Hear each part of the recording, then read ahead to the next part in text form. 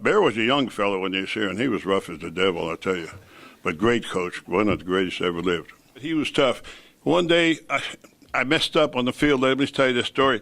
And Ermal Allen told me to go sit down in the middle of the field and right at the end of practice. And Coach Bryant didn't see it. So I quick went in, took a shower, and put my clothes on because I know I was going to go to the office. So Al Weeman came in and said, "The man wants to see you." So I said, "Oh, my God." So I went in there, and I was standing, and the chair and the wall was behind me. And I walked in his office. He was putting on his tie. He said, "Now, let me tell you something, freshman." He said, "You come here with good credentials, but I'll tell you what." And he hit me with his forearm, lifted me off the ground. I hit that wall, I fell in that chair, and I didn't get back up.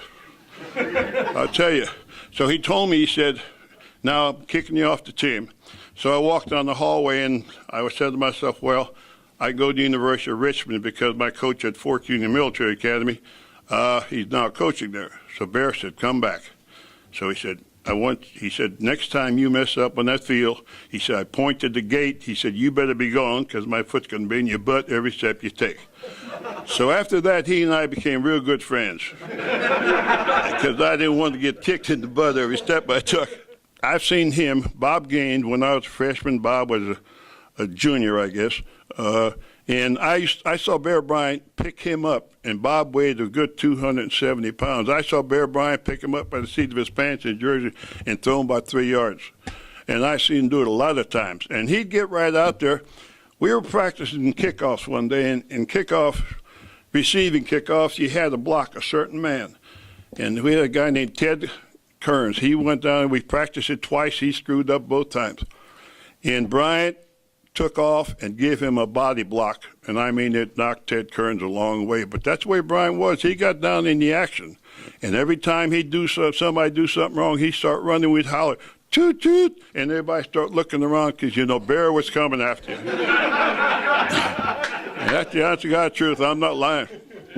Oh, yeah, it's altogether different today, I'll tell you that, because back then, you know, the parents and whoever else, they didn't care about what you did at the university.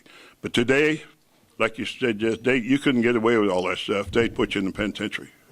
Lombardi and Bear were exactly the same type coaches.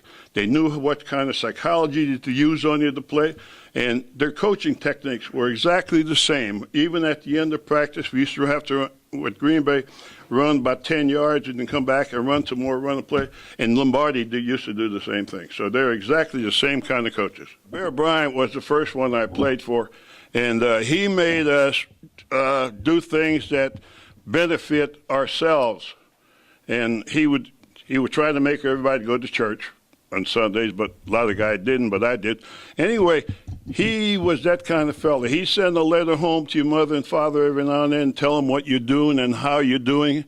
And it really helped me because I was kind of a little wild when I first got here.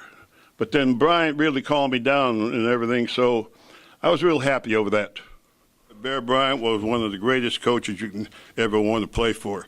During football season, practices, you hated his guts. But I tell you what, after you graduate, he's the best man you can ever have. If you needed anything, he would give it to you, or he would advise you. I wanted to go into coaching after I got out of the pro ball. I called him, and he said, "You don't want to do this." He said, "Get you another job." So I enjoyed Coach Bryant. He's the greatest thing in the world.